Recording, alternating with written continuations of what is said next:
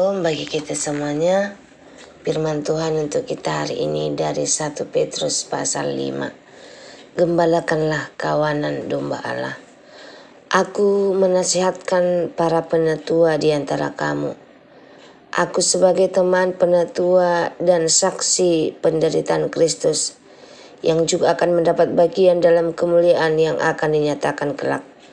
Gembalakanlah kawanan domba Allah yang ada padamu, jangan dengan paksa, tetapi dengan sukarela sesuai dengan kehendak Allah, dan jangan karena mau mencari keuntungan, tetapi dengan pengabdian diri.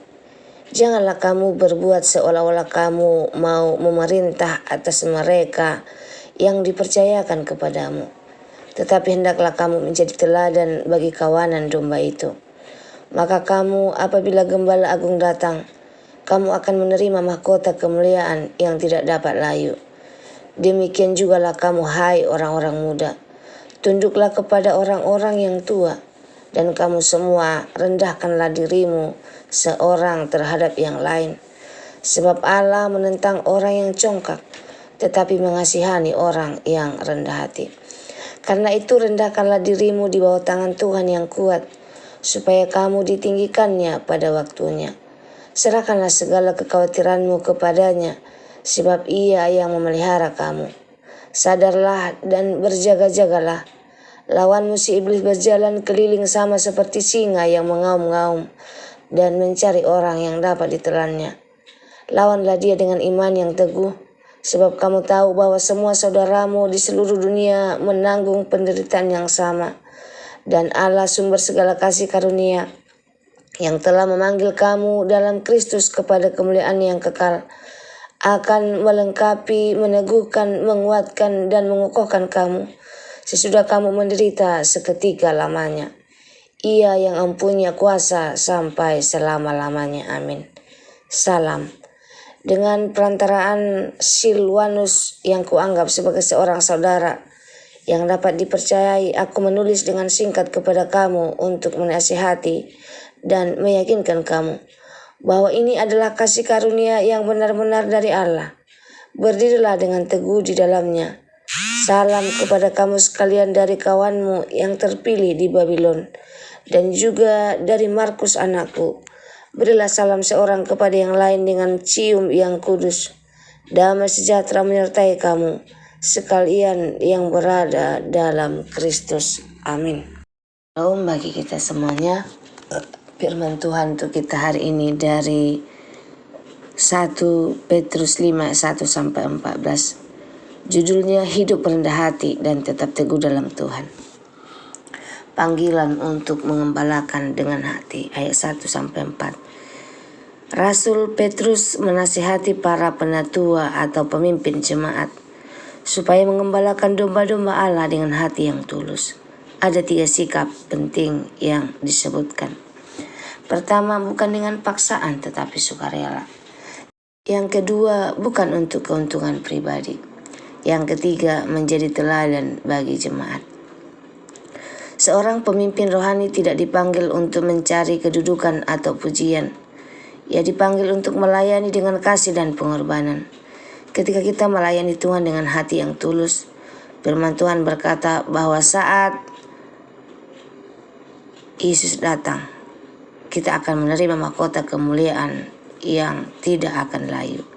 Artinya pelayanan kepada Tuhan tidak pernah sia-sia. Selanjutnya kerendahan hati yang diberkati Tuhan, ayat 5-7.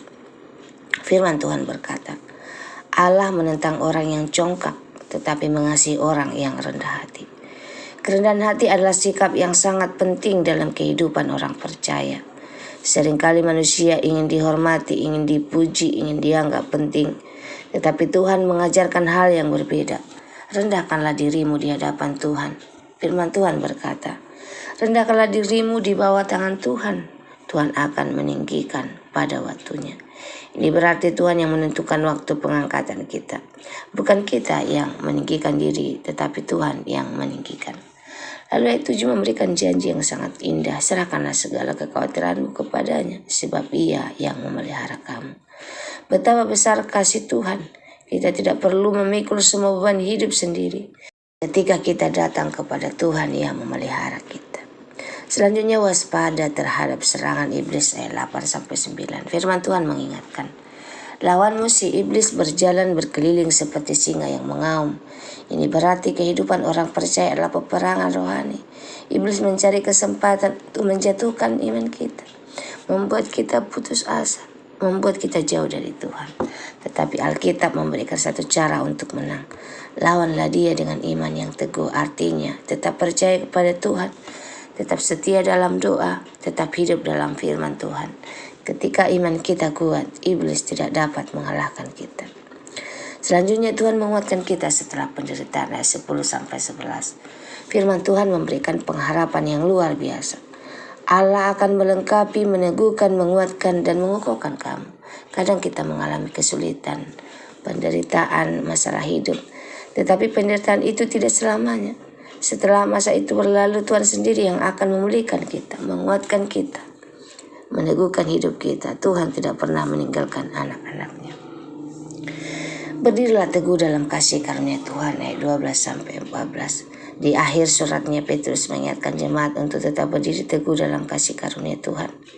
Dunia bisa berubah, keadaan hidup bisa berubah, tetapi kasih Tuhan tidak pernah berubah.